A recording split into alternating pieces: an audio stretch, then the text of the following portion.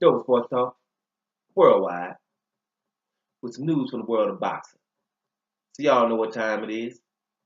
You ain't in a rush to get concussed. Now we had a wonderful weekend of boxing. A lot of significant fights. Well, let's stay in this middleweight division right now. Jermall Charlo took out Centeno Jr. To secure his mandatory status. What is he in that WBC? Right? You got the IBF is Chinko. You know, mandatories now. And the WBA would be Daniel Jacobs' Selecki winner, which is coming up, right?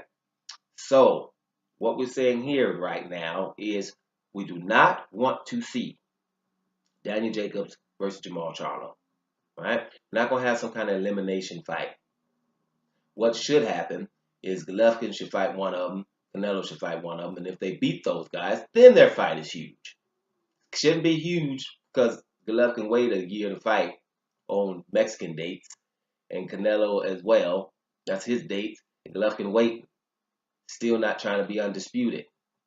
He could have done something in the meantime or took out one of these mandatories or formidable opponents. Now he's fighting Vanis Matarosa.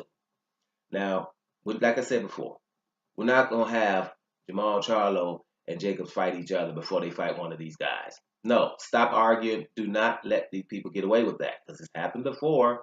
It will happen, right? People get a little bit fearful of their guy. They'll say, well, the guys is coming up. They should fight each other. Irregardless of they're not even close in the same sanction bodies. Charlo is WBA or WBC. Danny Jacobs would be WBA. Doesn't that sound familiar? Lewis or Real King Kong Ortiz was WBA mandatory for Anthony Joshua, right? Deontay Wilder, WBC champion. The cries were for them to fight, so they don't fight somebody, eliminate one of you before you get to someone else. I ain't saying no name. Same thing. Danny Jacobs and was a formidable opponent. Everyone knows it because he basically beat Golovkin. Let all of England tell it. And most of 50-50 think they won that fight. So they should have been readdressed. We talked about it. They don't have to readdress it. And Charlo's dangerous, period. You've heard Abel Sanchez, the trainer of Golovkin, always talk, what does he bring to the table? All of a sudden, like, I was a champion in 154, that. I'm your mandatory, that. And I'm dangerous, that. Danger is something bringing to the table in a boxing match. We're not playing Monopoly. So if you bring danger, that's probably the major prerequisite. That's probably the most important one. But it seems like danger is not important anymore. We're talking boxing. Boxing means if the guy brings danger, mandatory status, and those things, then he's bringing something to the table. Who cares about his Twitter followers, right? But I don't even get into it. But here's another thing.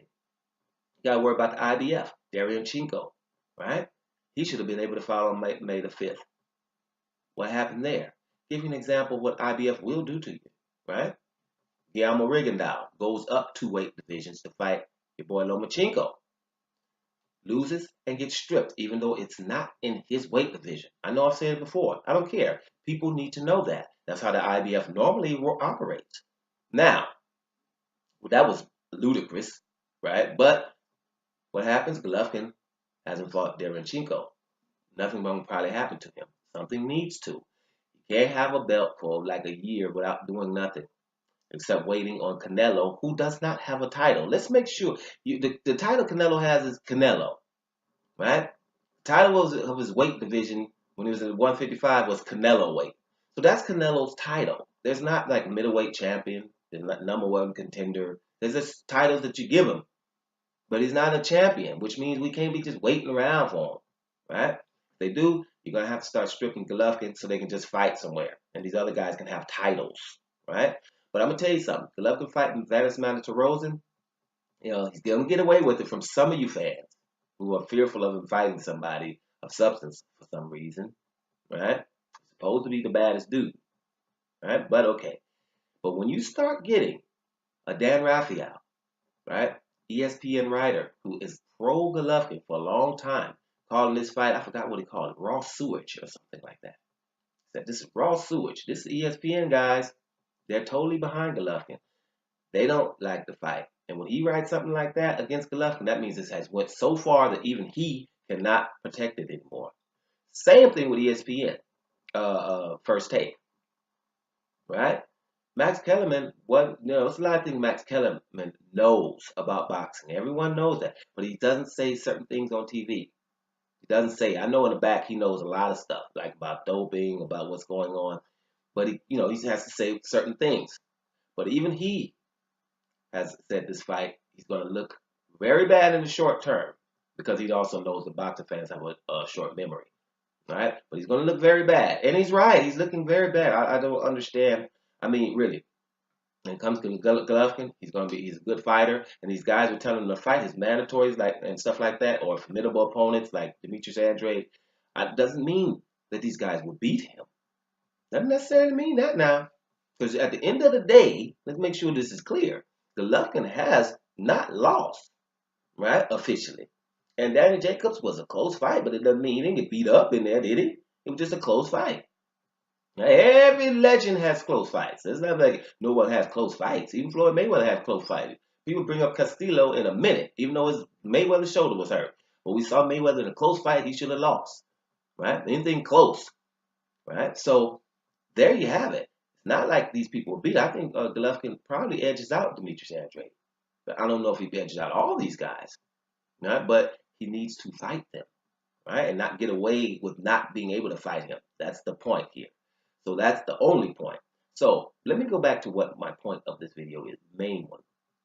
We do not want to see, no Daniel Jacobs versus your boy Jermall Charlo. Don't care how much they're arguing.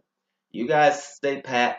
Make sure that you fight either Canelo or Golovkin, or they got to get out the way. And you guys fighting for a title. Then, not before, because I'm going to tell you the cries for Jermall Charlo versus Daniel Jacobs will get loud, so they can eliminate each other, just like Luis Ortiz and Deontay Wilder. Not even in the same sanctioning bodies, but two dangerous guys. So let them fight instead of fighting the guys they're supposed to fight. We're not having it this time. Doma Sports Talk, worldwide. I'm about here, y'all.